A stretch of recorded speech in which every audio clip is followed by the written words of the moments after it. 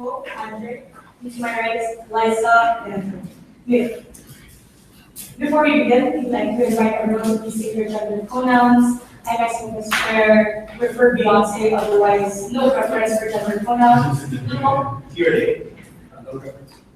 Fiore. Would like to jump off. Hello, she's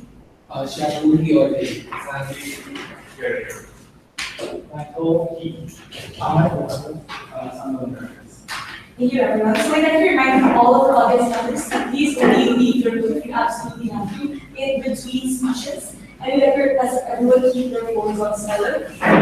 Now let's begin. Debating on the motion that this House that Western media should cease all reporting on daesh. We will now follow the Honorable Prime Minister to deliver the motion.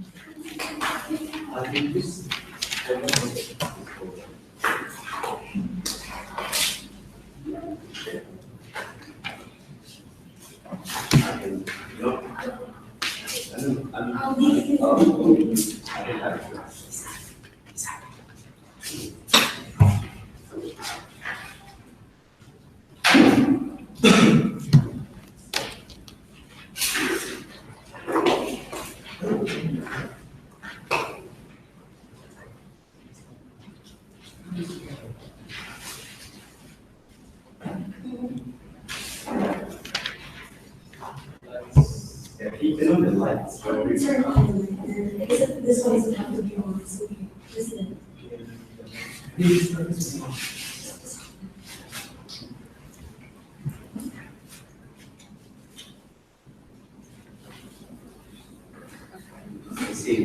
the same.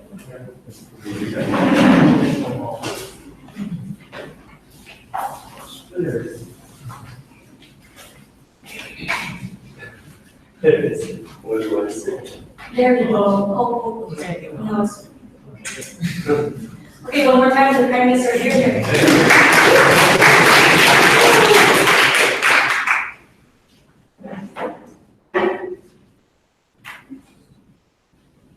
Panels, this debate is about which media function is better to counter terrorism and radicalism at the end of the day. But however, what do you have in status quo are either Western media antagonize those Daesh or ISIS, or maybe to some extent they do justify the idea of terrorism as a legitimate form to pursue your political grievances in the past, or we say merely reporting an attack done by Daesh in itself is already a harm in status quo right now. So what are we going to do inside government? We're not okay with Western media such as BBC, CNN, Fox in reporting the idea of Daesh or ISIS, basically any kind of their activities such as their operation, their recent attack, the victims of the attacks and the recruitment method, ladies and gentlemen. But what we're okay with is that we're still okay with the discussion of terrorism in general in educational institution, in seminar, but not through Western media at the end of the day. But even if we need to go to that extent, we say it's perfectly fine, ladies and gentlemen. Second of all, in government side, we're also happy to pursue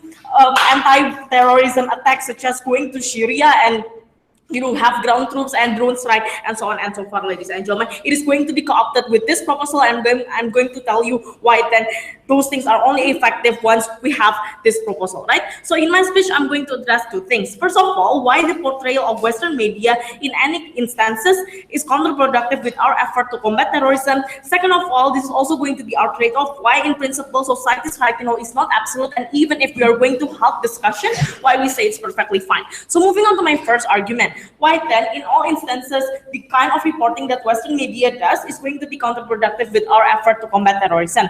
Ideally, there are two things that needs to happen. First of all, you should not further perpetuate the propaganda of this particular group, ladies and gentlemen, which is to instill fear towards the society. But second of all, you also need to be able to delegitimize or discredit their propaganda, ladies and gentlemen. The narrative that IS is too strong, the narrative that IS is capable of destroying Mosul, for example, those things needs to be discredited in status quo right now. Then the next question is this: why then status quo is harmful? There are three scenarios of what kind of reporting that this Western media is actually currently doing, right? First of all, Western media usually antagonize them by calling them Daesh when they don't prefer to be called Daesh, for example, ladies and gentlemen. The practicality that you get from continuously antagonizing those people people is that you get more agitation coming from ISIS, ladies and gentlemen. You get more aggression coming from them. The implication is this: more likely they're going to specifically target Western civilians, the one that we need to protect to begin with, ladies and gentlemen, because they see that Western is, my biggest enemy and those things, right? But second of all, even if you don't necessarily antagonize them, just mere reporting of an attack that happens in Kabul, for example, just number of the casualties, or how the attack was executed, or maybe the pictures of the victims, those things are already harmful in the first place, ladies and gentlemen. Why? Because you serve the intention of the ISIS attacks to spread the fear and create societies in the condition of panic, ladies and gentlemen. Why then those things is harmful? So first of all, I think ISIS is going to get the benefit from the huge coverage that creates societies disorder, like panic and those things at the end of the day. But second of all, they do benefit from the spread of fear, ladies and gentlemen. Why? Because the practicality of that kind of condition is that society is going to have distrust toward the government, ladies and gentlemen. Society is going to perceive that, look, my government fails to actually provide me decent homeland security. Thus it's possible for ISIS to actually penetrate my homeland in United States of America, ladies and gentlemen. Those things are exactly what ISIS wants, in which it wants to delegitimize the Western government at the end of the day. Moreover, you also get society getting split in your side of the house, ladies and gentlemen. Those things are harm you cannot afford, because in times of this particular crisis, you need to make sure that your society is being united and be cooperative with what policy government is currently proposing. But even if in the last scenario, Western media actually sometimes try to legitimize terrorism as a legitimate way to address their political grievances at the end of the day. This is particularly harmful, ladies and gentlemen, right? Because it affirms the narrative that terrorism is a justifiable method at the end of the day to get compensation of your past political grievances, to get compensation from the past US intervention in Iraq at the end of the day, ladies and gentlemen. The practicality is this. First of all, you give Daesh as an unnecessary leverage at the end of the day. It means it is going to be far more easier for them to recruit people at the end of the day, because people now understand that, okay, so terrorism is a justified means to pursue your past political grievances, and those things are harmful. The conclusion of this argument is this. It is still 5 sample. The conclusion of this argument is this. In all kind of portrayal, in all kind of instances, the Western media's portrayal is bad, as it harms us and it indirectly benefits ISIS. But what do you get inside government, right? We are going to concede that ISIS is going to be there, but at least in our side of the house, you don't perpetuate their condition. You don't give them unnecessary leverage at the end of the day. Why? Because it means in our side of the house, you can make sure that their propaganda in which instill fear is not going to happen, ladies and gentlemen. Why? Because in our side of the house, that's the moment when we can make sure people feel safe first. People feel, government is actually protecting me at the end of the day, ladies and gentlemen. In our side of the house, the benefit that you get is society is going to be much more cooperative when government tries to propose a new policy in terms of combating terrorism, ladies and gentlemen. You're also not going to have a form of Islamophobia in our side of the house, ladies and gentlemen. Those things are the things that is not going to be catered by side opposition. But moreover, and most importantly, we don't give the Daesh unnecessary leverage, as we are going to invalidate their propaganda, as if their method of pursuing their political grievances is something that is not justified at the end of the day. Okay, so second argument, right? Let's talk about principle, like why then society's right to know is something that is never absolute. We say society's right to know is never absolute to begin with, because when it inflicts greater harms toward the society as a whole, it means it's okay for some people to keep it as a secret instead of disclosing it toward the society. That's why in South Korea now you have military secret being kept out towards the government and not being disclosed towards the society, because if you do, it might harm the society's security, ladies and gentlemen, right? Especially in the context where we are facing crisis, like terrorism is basically a crisis that both government and society is facing, right? I think during crisis, your right as a society is never absolute to begin with, ladies and gentlemen. That's why in economic crisis, sometimes the government change policy without necessarily letting people know it, ladies and gentlemen. Those things are analogous to this. But what if opposition came up here and say, well, you're going to halt the discussion and it is bad because we need to have discussion regarding terrorism. First of all, I think general discussion regarding terrorism is going to be there, but the difference is you don't have a bad discussion, because in your side of the house, even if discussion happens, this kind of discussion is not beneficial, as it is going to be a toxic discussion that spread the fear among the society, ladies and gentlemen, right? Because people are going to ask you, do you really feel safe with your government and those governmental policy regarding national security? Those things are discussion that is not beneficial, very, very probably.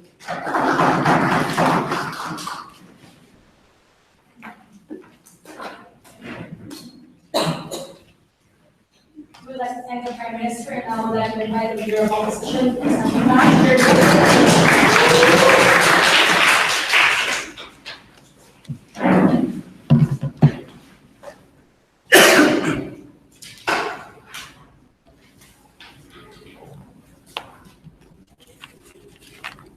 When Western media show how ISIS has no option but to bomb the Al-Nuri Mosque, the very place in which Baghdadi state that the caliphate is formed, it is not a moment of fear, it is the moment where you begin raising the banner of victory. Opposition side will continue reporting on Daesh, and we are going to report accurate information. Of course, this will not include classified information that will harm our military engagement. Note that our world is a world in which the truth is brought to light, in which ISIS lies are countered, while theirs is where ISIS propaganda is jammed into the throats of many with no counterbalance whatsoever. Firstly, one point of rebuttal, while the rest shall be integrated. The rebuttal will be on their point on agitation and aggression. I think that agitation and aggression will be there irrespective of Western media reporting on ISIS, because the establishment of their desired caliphate will require the West to fall. And that's why Baghdadi wants America to burn. So I think that this point is smooth to begin with. Further rebuttals will be integrated into my arguments. I'm going to ask 3 questions. Number 1, on how does the reporting on ISIS occur in status quo? Because this is a very important clarification, as we're unsure whether they understand how the reporting works. Second, on what are the implications behind this reportation? And lastly, on why media has a responsibility to portray this to begin with. Firstly, how does the reportation occur?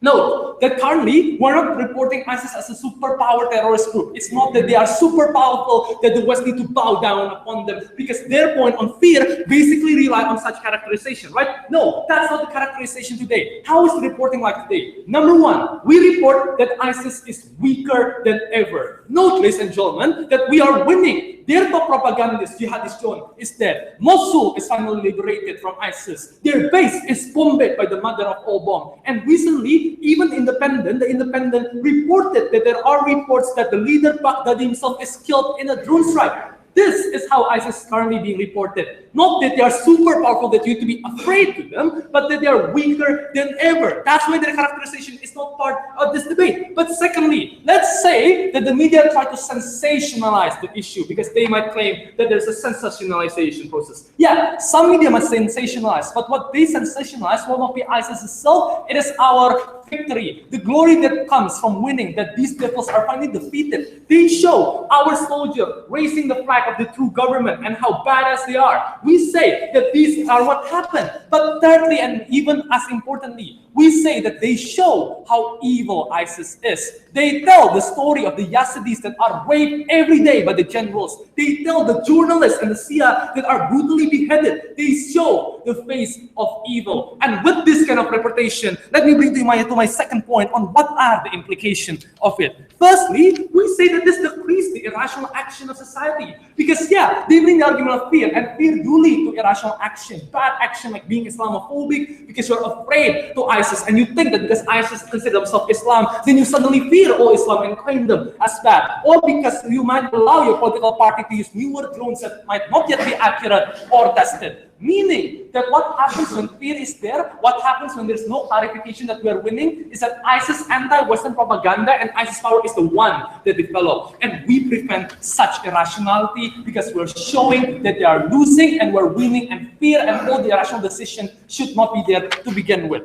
No. Secondly, we say that we prevent those with valid concern from joining ISIS. Sadly, ladies and gentlemen, there are people with valid concern who choose to join ISIS. These are victims of Islamophobia. Those that had their family killed by Western intervention or Western drone. They think that ISIS is their defender. And every form of morality to combat the evil Western empire. We prove that it is not true. We show that ISIS is inherently contradictory in nature. We show how they've killed Muslims. We show how they misrepresented Al-Quran by allowing these people who are bad, who are criminals, to join their ranks. Thus, what we're allowing these people to do is that we allow our people to see the truth, that they should go through legal political channel, like voting, like making change through protest, rather than joining ISIS. But lastly, we prevent the most opportunistic of actor. Before that, yes, sure. Are you still going to report an incident when there's a terrorist attack or happened in southern countries?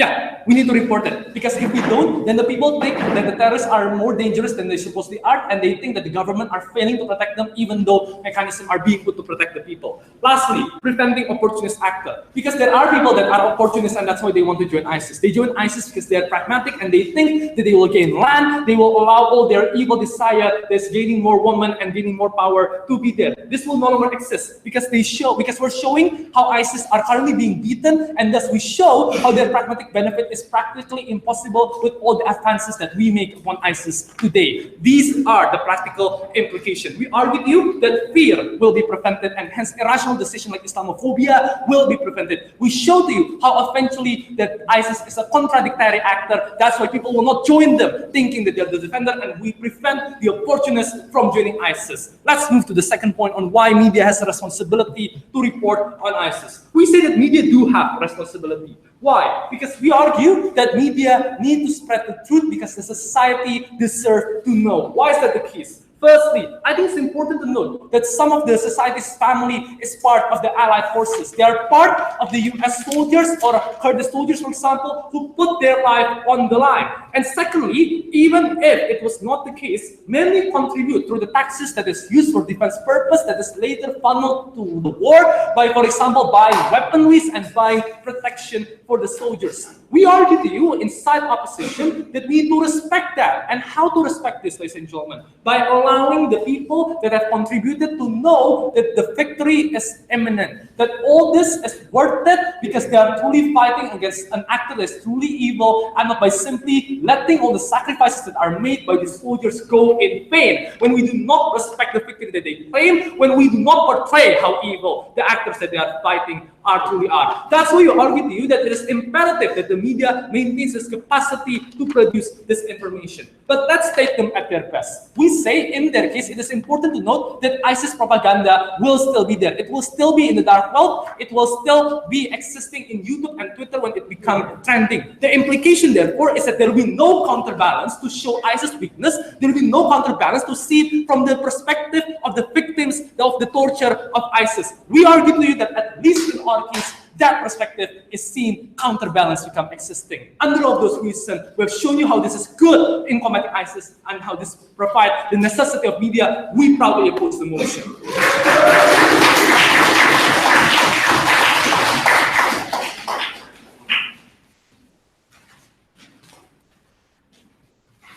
We'd like to thank the leaders of opposition and the Deputy Prime Minister here.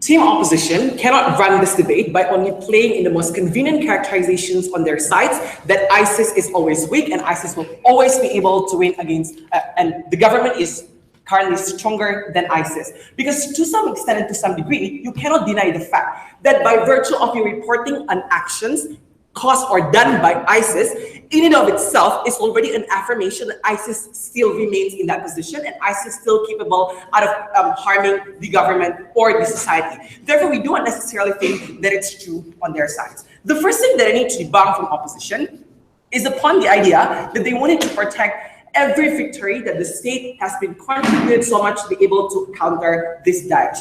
I think first off, regardless of how the picturizations would look like on their sides, whether it's going to be victory or it's going to be loss, ISIS or daesh still benefits from this. Why? Because let's debunk what differentiates past terrorism method and current terrorism method or current ISIS method. The dominant trends that ISIS do now is to claim that all attacks belong to them, regardless it doesn't belong to them or not, ladies and gentlemen. For example, terror attack in Manchester, they aren't part of ISIS. The terror part in London, they aren't also part of ISIS. But by virtue of Western media portraying that we are able to counter this, ISIS benefits from claiming that it belongs to us and we still remain in that power. Therefore, we don't necessarily think the idea of you claiming that that is something that is victory is legitimate in and of itself, given that ISIS can still can still come in and attack your area. Therefore, we don't necessarily think that is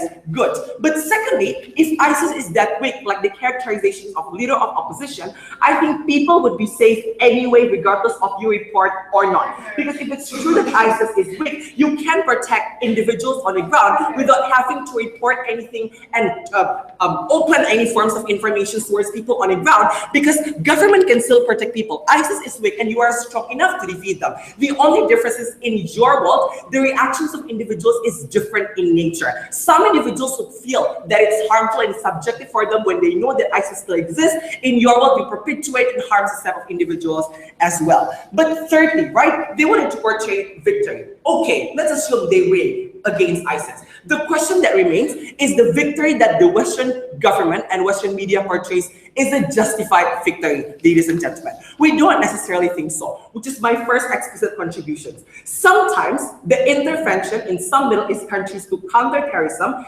is necessary, but sometimes it's unnecessary. But at the point in which maybe Western media trying to demonize Daesh, portrays as bad as it looks like, it assumes that as if all and the entire problem is because of Daesh, is because of radicalizations, and that's it. It creates less of the ability of Western military intervention to evaluate themselves, because they know all the root cause is the growth of radicalizations. Because sometimes part of the reason as to why radicalizations grows is also because of unjust Western imposition or Western intervention. In your world, less of the evaluations from Western countries to be able to approach in the way they deal with terrorism, because as if they assume everything is on their hands. In our world, when media stops demonizing Daesh, they stop portraying that it's always not the root cause. At least Western are more likely to be able to evaluate that sometimes its intervention is unnecessary, because media doesn't always glorify Western intervention in our proposal. Because in your world, the part of the reason why some intervention happens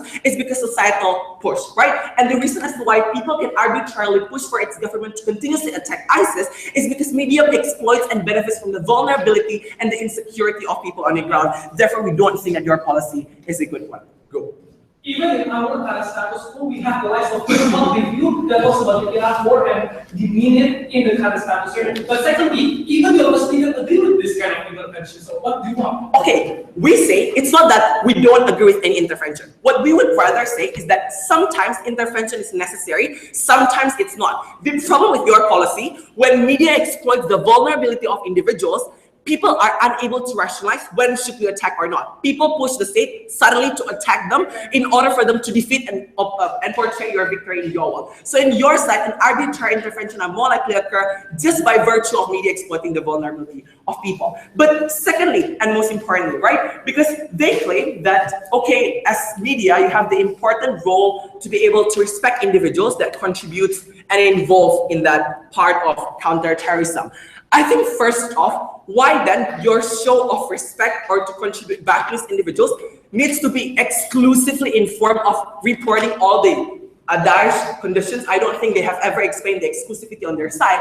But secondly, exactly your policy that harms these people's contributions to the nations in the fight of terrorism. Why? Because sometimes there are people who lost in that particular war that you are claiming, right? Those families that become the victim of those wars is exactly going to be traumatized and being discredited by virtue of your policy anyway. Therefore, we don't think that your policy is good enough. But thirdly, you need to understand who benefits from this reporting, which will leads to as to why your policy is likely to create a discriminatory policy towards Islam. Because LO claims that, okay, in our world, when we portray Daesh and ISIS, we can distinct which one is ISIS and which one is Islam, right? It's their claim. But I don't necessarily think it's true. When Western media tries to portray this ISIS, who benefits from this and who can utilize this?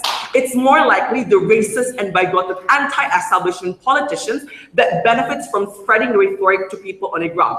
Look, Islam is the source of it all because the way in which Western media portrays it. That's the reason why some policy of immigrants ban passed, simply because individuals on the ground understand that this is the part and this is because of Islam that becomes the source of terrorism. Your policy allows some individuals to pursue their interests in order for them to get in power. So your policy allows these bigoted individuals to be able to utilize all of those momentum to also benefit from the vulnerability and the insecurity of the society.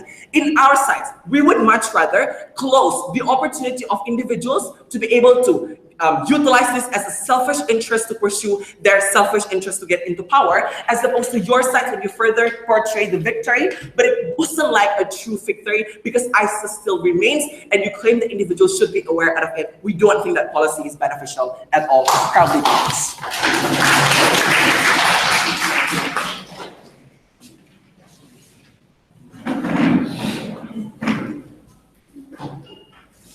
We'd like to thank the Deputy Prime Minister, and now we'd like to invite the Deputy Leader of Opposition, here.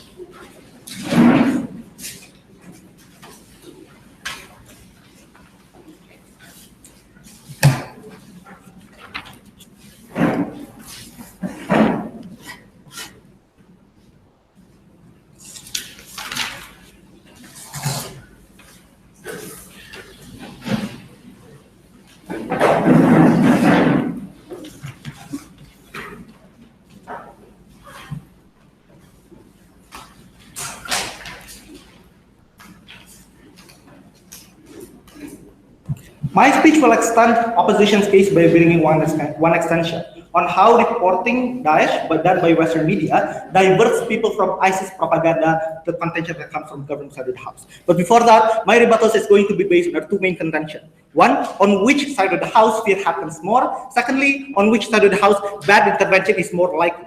First of all, it's about fear. So the main contention from government is to say that, guys, ISIS spread fears. And regardless of ISIS is losing or not, they still do attack that scars people emotionally. One of their POIs is to say the Manchester attacks. Two responses to this. Number one, we think that by the virtue of these attacks happening, like for example, Manchester attacks, regardless of Western reporting existing or not, fear will still exist to people anyway, ladies and gentlemen. For example, in the Manchester attacks, even though Western media does not report it, at the very least, Manchester locals is fear because ISIS is happening and ISIS attacks them, ladies and gentlemen. And moreover, we are also willing to say that attacks on Manchester and attacks on Western people in general have a much more likelihood to be spread even without this reporting existing. Why? Because Western people have interconnections, ladies and gentlemen. Like for example, if I live in the United Kingdom, I might have friends living in the United States. I can spread the news to the United States, and thus the fear that they want to tackle will still happen anyway, ladies and gentlemen. But what is the comparative? What is the trade-off that they are going to lose? The trade-off is people will never know that Middle East is winning, that ISIS is losing because there is no report to it whatsoever, ladies and gentlemen. Right now, the only source for news of Middle Eastern situation that is factually correct, like for example, ISIS is losing and Baghdad is dead, are only through Western media, ladies and gentlemen. So we see that fear happens much worse on their side of the house. But moreover, when proposition claims that it is ISIS strategy to claim all attacks as theirs, and this is not factually correct, we can see that this is true, which is why under our side of the house, Western media will at least be able to clarify that some attacks are done by ISIS, that some attacks are not done by ISIS. The conclusion of this contention is that fear will most likely happen on their side of the house because people will have no source counterbalance that ISIS is losing, sources to clarify that some attacks are not done by ISIS. This concludes my first contention. Second contention is about bad military intervention. So they claim that this justifies bad military intervention because now people are not that well, because people are always inherently irrational by the virtue of them reporting. Two responses. Number one, all medias are not Breitbart, ladies and gentlemen. We think that medias are not always biased to the extent that they portray ISIS as just this, always willing in order to proliferate fear to people, ladies and gentlemen. We think that we have liberal medias like CNN who have incentives to criticize the current government, for example, which is why Trump's decision to drop mother of all bombs in Afghanistan, even though it is effective in combating ISIS, it is still criticized as ineffective because the mother of all bombs is too expensive to begin with. What I'm trying to say is that counterbalance to bad governments that they are worrying about are also existing by the virtue of Western media not only being conservative. But secondly, they talk about how military intervention will be justified because now military higher-ups will always have the reason to do this. We must recognize, ladies and gentlemen, that this Western media reporting happens in general society, but review of bad conduct happens in military court, ladies and gentlemen. So there is no relevance whatsoever to this point, because even the United States military will still be able to have the news that some conducts are bad, and these generals can still sue one of their members at the end of the day. So that is not a relevant claim. But last response, we think that absence of information would lead to much fear, because now the Western people will think that I am being killed, that my family is being killed, but I have no information whatsoever about who is killing me, ladies and gentlemen. I'm going to explain to you this further in my argument. Let's go on to my extension. How to diverse people from ISIS propaganda. Right now, ladies and gentlemen, ISIS does campaigns in order to strengthen themselves. Like, for example, the videos of YouTube, there are lots of videos of YouTube about how ISIS is a valiant warrior against Western imperialism and urges people to join them. Or for example, ISIS campaigns through dark web links, depicting atrocities of ISIS that are intended to create fear in people. Right? The specific demographics that they are targeting is exactly the people who will be most influenced by their campaign. For example, they are targeting lots of violent Muslims in Europe who constantly browses the dark web, and ISIS spreads dark web exactly to target these kinds of people. Or for example, older people who already have pre-existing bias against Muslims, who happen to scroll on YouTube and watches video of ISIS committing atrocities to people. We think that we need counterbalance to these campaigns, and Western media is exactly the counterbalance we need. Why do we think that mainstream media can overcome this propaganda at the end of the day? Because of two reasons. Number one is because the intensity of coverage. Mainstream reporting on television or Facebook is much easier to come by in comparison to their ISIS propaganda counterpart, ladies and gentlemen. For example, people will spend a bit of effort in trying to browse dark web in order for them to achieve to read ISIS propaganda, for example. However, mainstream media, like for example BBC posts on Facebook or BBC live streaming, is much more easier to come by. You only have to go through 10 seconds of scrolling to their Facebook page, for example. But then again, so what? So what with this intensity of coverage? This leads me to my second reason, is because mainstream media have an emphasis on facts. Unlike ISIS propaganda, which appeals to emotion, like for example using gore images, amplifying your existing rhetoric, your existing bias against Western society that increases the likelihood for it to be violent, for example, mainstream media is much more factual and evokes people rationality. Now, we will know situation on the ground that ISIS is losing, and that it does not pose threats to anyone at the end of the day. What this will lead to? I'm going to talk about two kinds of actors here. Number one, on the people who want to join ISIS. The context that we have right now is that lots of people in Western countries are joining ISIS because of their propaganda. For example, lots of Muslims born in countries like Europe, for example, the reason as why they join ISIS because they think that ISIS has a chance of winning. This is proven by ISIS videos on YouTube and the dark web, for example, that shows how they are killing Western people, how they are slaughtering Western people, and they have no capacity to fight back. And at our side of the house, those things can be clarified, that Mosul is taken, that ISIS is losing, and even their leader is killed, ladies and gentlemen. So people will not likely to join ISIS on our side of the house. That is the first actor. Second actor is that we are addressing the people who are scared of ISIS. Because the reason as why ISIS gory videos went viral is exactly because there is no counterbalance, ladies and gentlemen. On their side of the house also, there will be sentiments that why is the government hiding things from us? Is ISIS really winning? Am I really doomed, ladies and gentlemen? We think that under our side of the house, all of those fears, all of those irrationality can be tackled because factually speaking, ISIS is defeated, and we say that we are winning this debate.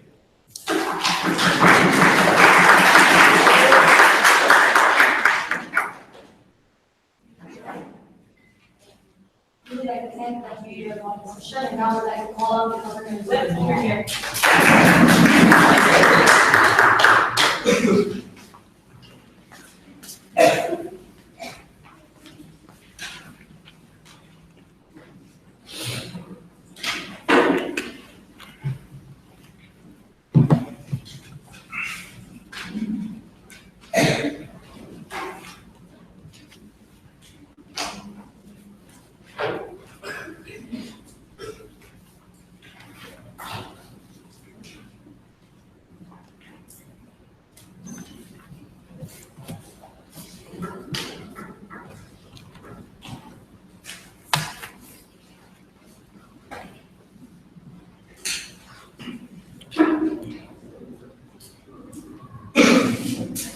So the entire opposition case is basically clarifications, but you need to understand that that clarifications is contingent on the condition that United States of America is willing to go to the war. If there are certain circumstances when they might lose or when they might need to withdraw their troops, what happens is you're going to clarify towards the society that you are weak, that right now the United States of America does not have any powers and does not have any legitimacy on being there. The question that they need to realize is that the only assumptions that they have is that right now United States of America is winning, and right now, but right now that does not necessarily mean that it's going to be over.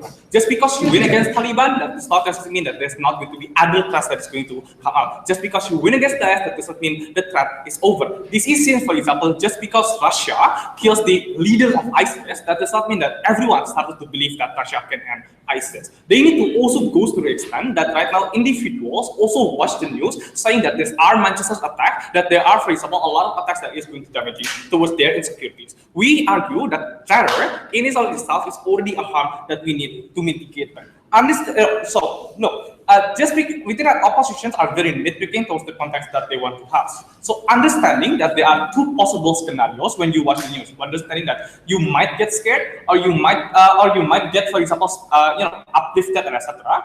We're going to prove to you why, in the most likely, that happens when that's going to go towards your insecurities rather than on that side of the house. No, the only argumentations that we heard is that right now states already winning. The question is, if states already winning towards the conditions, so the conditions of people right now on the ground has already think that ISIS is winning, that they are on the right side of that government. Why do you think that we need to clarify in the near future, if we actually lost towards ISIS, that are we going to wreck that securities that happens on the side of the house? If the context right now that United States of America is winning, we say that we need to stop all media in propagating all other conflicts, because in order to not wreck that securities that has been provided by the current media of that basis. Let's get in the most likely scenarios, like which scenarios that is most likely happens.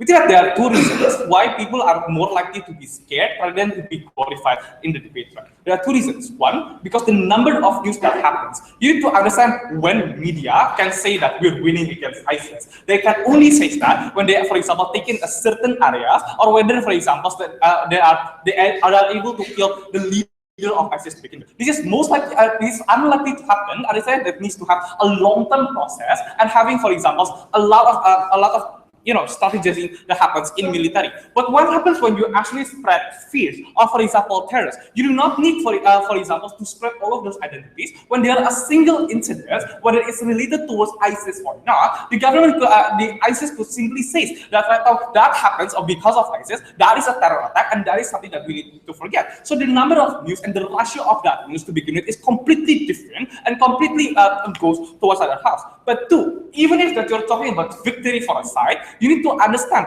just because you have one victory, that does not mean that you're going to eradicate all of those insecurities that happens within societies, right? Because individuals are more likely to get treated and more likely to get influenced to hatred and towards fear in comparison towards security to begin with. Because they know, just killing one enemy, that does not mean that I'm safe. That does not necessarily mean that I'm going to be good as always. This is the reasons why, as much as we like it, that leader of ISIS is dead, we are particularly still scared of going to Syria, or going to, for example, other places that have terrorism. Because in and of itself, we argue that individuals are still scared to begin with. We argue that is not the case that we want to have. Right? The only responses to this is that individuals will be scared anyway, because incidents will always going to happen like Manchester there. There are two responses to this. One, there is not a reason to perpetuate this towards an international scale, or perpetuate this towards all the victims that occurs. If you only, what you're doing in the media, you're going to spread this towards United States of America when the incident happens, for example, in London, where London says that we need to stay strong. The interpretations that United States of America gets is that we need to become more Islamophobic, because that is what's keeping our nation safe. Because this is not what we want to have on our side of the house. But two, if you only want clarifications, we are questioning why is it mutually exclusive on that side of the house. If Manchester attacks happens on our side of the house, we can also say that that is not an attack on terrorism, that is only an attack from towards the current government of institutions. We can say that we should not report it all to begin with. There is nothing wrong with that. The only reasons why this individual needs clarification to begin with is because they know that there are certain attacks that happens, and because there are certain attacks that happens. If they do not know, there is no need of clarifications once and for all. No. Let's talk talk about counterbalance, because they talk that, hey, individuals will always know, because hey, there's Twitter, Facebook, and YouTube. We are very happy if you want to block us, block that too. I mean, for example, hate speech, or for example, Islamic terrorism going to YouTube. There is a problem of technicalities. We are also happy to block that also. But two, we think that right now, even if that you're talking about Twitter, there is a much more, you know, informal platform in comparison towards right now media as a whole. The only other issues that we have is that right now the attacks are not done by ISIS. That's why we are able to clarify. But the question is, what if that these attacks are done by ISIS, meaning that they're going to propagate towards Twitter anyway and YouTube, but you're going to help them propagate this towards media like CNN or, for example, towards Al Jazeera to begin with. That is not something that we want to protect, and that is harmful towards their house. Even if in the best case scenarios, that these individuals will feel empowered, these individuals will feel spiritual at the day, shall we prove to you that there's a lack of understandings between individuals and towards the commencement of military strikes. We argue right now that right now military strikes is imperfect. That's why we need to have evaluations. What happens is that, hey, there's already evaluations, and then, for example, suing the current government. There are two reasons to this. One, suing could only exist when there's a demand towards that comes from society. When society feels that the current system is already perfect, they do not have an interest to go towards suing anyway. Two, the very reasons why when you think individuals are perfect is perfectly wrong. Why? Because what happens in America right now are not perfect. We still think that combating Islam as a whole is the same as combating terrorism. I mean, that's what happens in Islamophobia. That's what determines, for example, Donald Trump saying it's okay for us to discriminate Muslims, because that is an effective way to go. Look, the counterbalance that you have, the counterbalance like Twitter, etc., are mutually exclusive towards the house. We do not need to clarify because individuals do not know. Even if you want to clarify, that is not acceptable. You can simply say that Manchester attacks happens in only attack.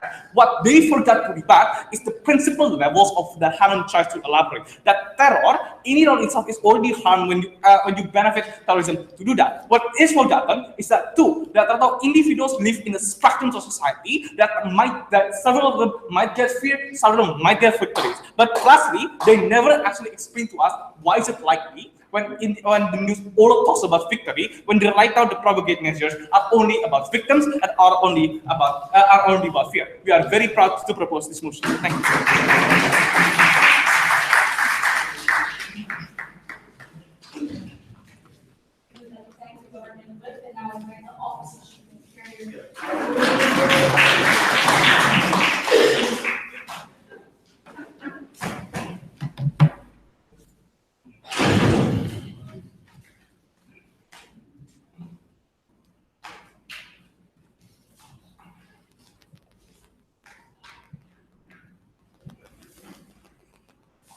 This is why, just like ISIS, team government is losing this debate, because they never mention their they never answer their main burden of proof, which is to show why the absence of media will eventually eradicate memories of the suffering, memories of the terror, Islamophobia that has been happening.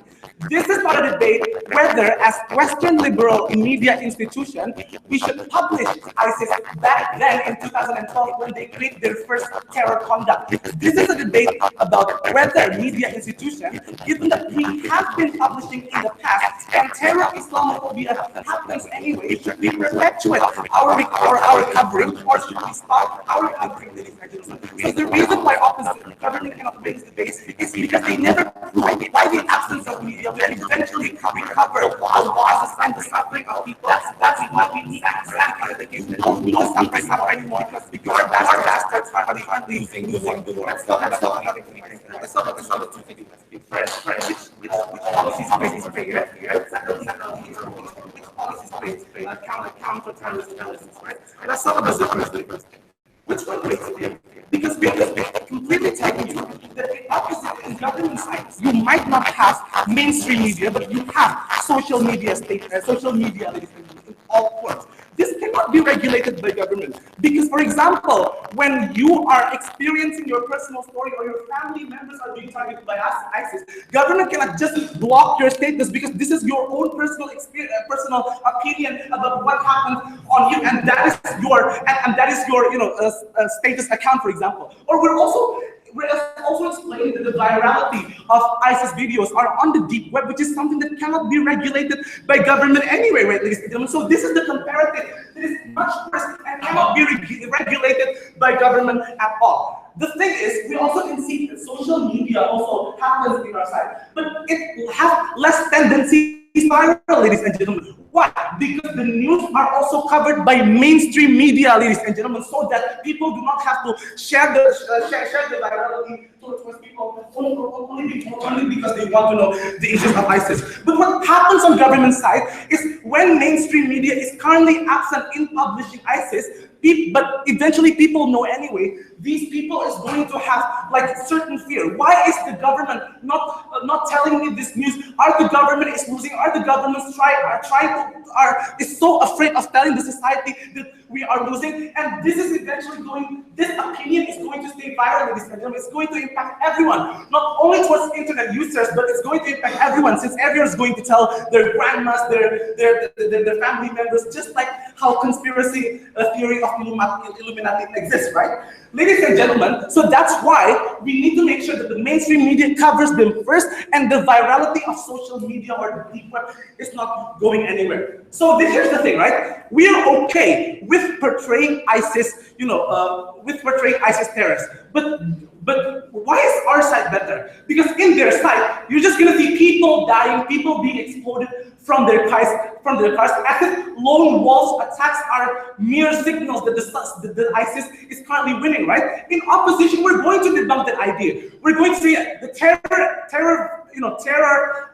terror occurrences might exist, but the fact that they have become lone wolf attacks, it's a phenomenon of a losing terrorist organization, ladies and gentlemen. Because right now they don't have a good system of command or a chain command. That means they need to do their attacks not in a big scale, but in a small scale. But this is not going to be clarified in social media, because what you're going to say is people die and people die all over again, ladies and gentlemen. So therefore, this is how we clarify that precisely because of this attack, ISIS is currently losing the war. Yes. Why do you think when government can say we're winning, it's not enough, but it needs to go through media that might have facts that goes against you? So, why do you think society will believe more that web rather than the government?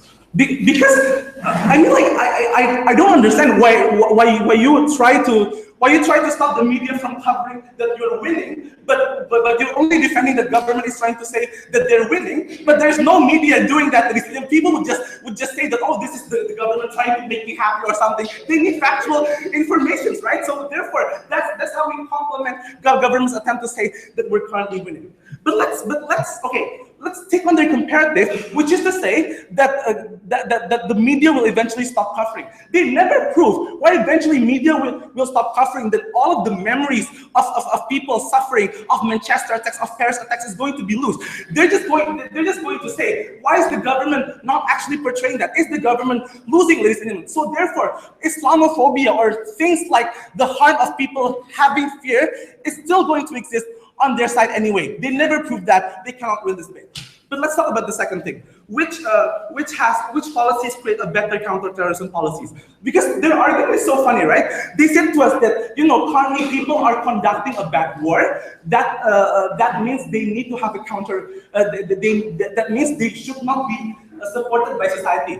Okay, we have told you that probably society and military institutions are quite separate, right?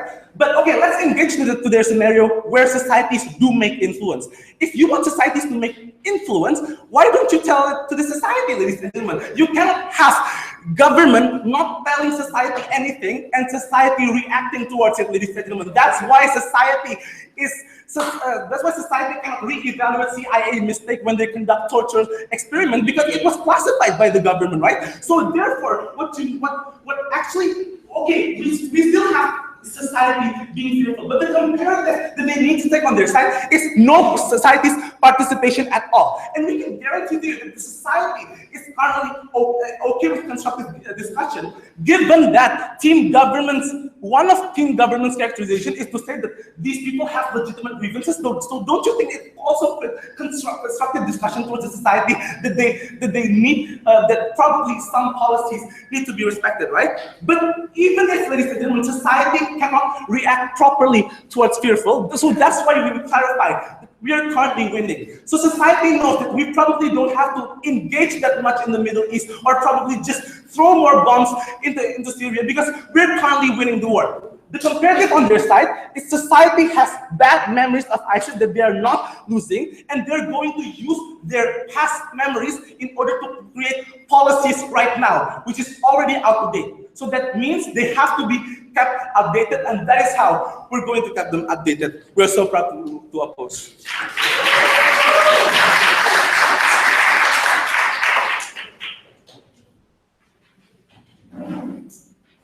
We would like to thank the opposition left, and we close our bench. We have one opposition and 5. Here.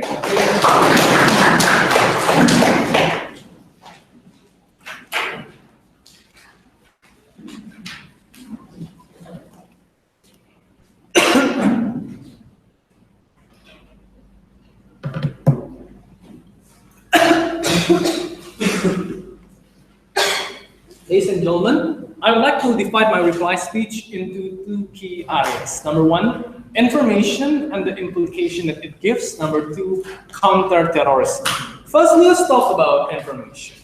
It is important to note that, as I've told you and my second speaker told you, that in their case, there will still be ISIS propaganda that they share in the dark web and they share in the social media, that even though it is taken down, it can still be read by people. There will still be ISIS beheading stories and hating videos that become very viral, which second speaker of government do concede exist. And there will also be tales that come from the survivor that they tell through social media, through Facebook update, through Twitter statuses, which people will still see, at least people in their friends list. Meaning that fear is still there, and it will be an unbridled fear in which you do not even know the truth, you do not know what is happening on the ground. What will be different in our case? Number 1, there is a counterbalance to those fears.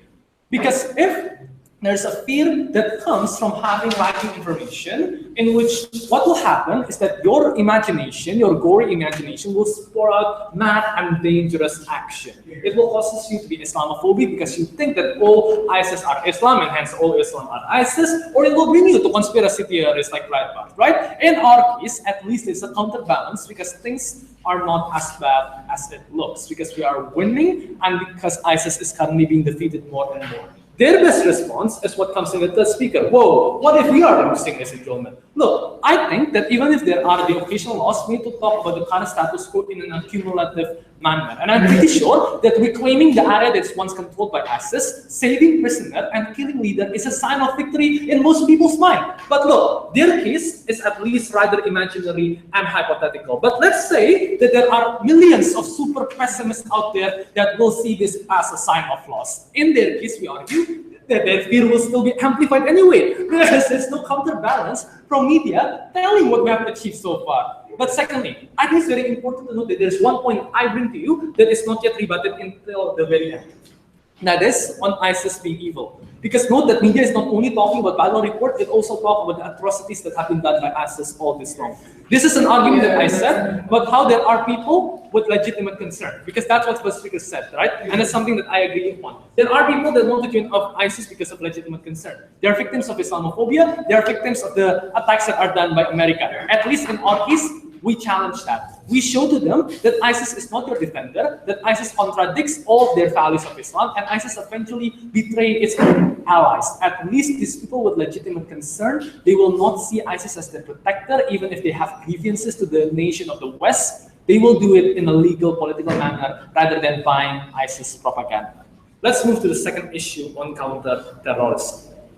Their point lies on the idea that all this will result in the idea of bad counter-terrorism. We said that there is still counter. Because if you want counter to begin with, we need to go to our side. Because if you want to counter to the government, you need the media swooping in and reporting what are lacking and what can be improved and what are the goods that have come from the current policy, so that there are constructive criticism. That's why IPOI on the Chilcot review that talks about the mistakes done by the British government in the Iraqi war. That's why my third speaker talks about torture review from the CIA, in which we found out whether or not torture is effective, right? At least in our case, those are the constructive criticism that will happen, that will never exist in the case when you don't even know what is happening, whether or not you're winning, or if you are losing, where are you losing, ladies and gentlemen. Furthermore, we talk about respect, because we give respect to those people that are sacrificed. We tell them that all their effort is not in vain, that we are truly winning, and that we understand their concern and we understand the enemy, because they are truly the enemy for all the evil atrocities that they have done. We are guilty, therefore, that the information will come in our case, and it will be a good information, and it will prevent all the counter-terrorism debate that they talk about. We say that the light of the dawn of victory is imminent, but they want us trapped in the darkness where our pain and agony is magnified. That is unacceptable. Side with opposition.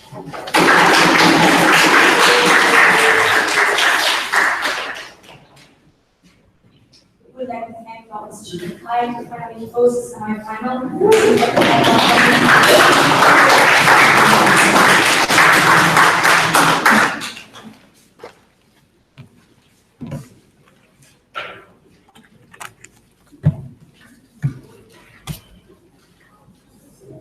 So the way I understand it, according to opposition, is that once there's an action caused by ISIS, they would claim through media that we're winning and ISIS lost. But if it's true that media's role, like what LO said, is to tell the truth and what actually happens on the ground, then you're not fulfilling your role as media in opposition, because you're lying to people concerning the fact that it's uncertain that ISIS lost or defeated. Ops benefit, in which to clarify and counter ISIS current propaganda in YouTube and in Twitter, is a matter of technicalities. We can block them in our sites, right? So that can be mitigated in our site anyway. I'm going to have a couple of things in my speech. First, I'll tell you why we better counter terrorism through media. Secondly, why you worsen Islamophobes in Western countries. Firstly, about countering terrorism. Because they proudly claim, oh, let's portray the winning Western government against ISIS, then it's all good. We told you several things. First, regardless how you portray ISIS in your sites, whether it's winning or not, ISIS benefits from it, and media shouldn't benefit them from that. By virtue of you reporting that there's an attack, there's an action, tells individuals that even if you are winning, that even if you have a tight security in Western border, ISIS can still come in and attack you in that particular area, right? Therefore, we don't necessarily think that on their side, the picturizations would translate into any benefits itself. But secondly, even if it's true that they are winning on their side, we would posit from proposition that sometimes your winning isn't just to and through arbitrary military intervention that further grows their radicalizations. But then they told you, we're still criticizing the government. But that's inconsistent in your case, because your winning isn't absolute anyway in opposition, ladies and gentlemen. But let's talk about the societal reactions. We would argue from proposition that societal reactions is subjective in nature. Some people might feel further insecure, some people might feel half happy towards your policy. Because it's uncertain, you shouldn't randomly report all of these actions, because it might cause unnecessary harms towards individuals. Because if they wanted to claim that we have a burden to explain why all traumatized from people in the past would be eliminated by virtue of not reporting, they also have a burden to defend why portraying victory is an absolute means for people to feel happy and secure in the very first place. We don't think they also fulfill that burden. Therefore, proposition isn't going to take unattainable burden as well. We don't have any burden to say that we're going to eliminate any fear. What we would posit, because fear is subjective and is uncertain to be perpetrated individuals, we shouldn't randomly posit, we shouldn't randomly report that. But secondly, right, let's talk about Islamophobics. I've told you clearly in my speech that those who involved in this media report isn't the society, government, or ISIS. Those government or those bigoted politicians are also take the benefits of this, out of telling individuals that, look, it's true that Islam is the source of that terrorism.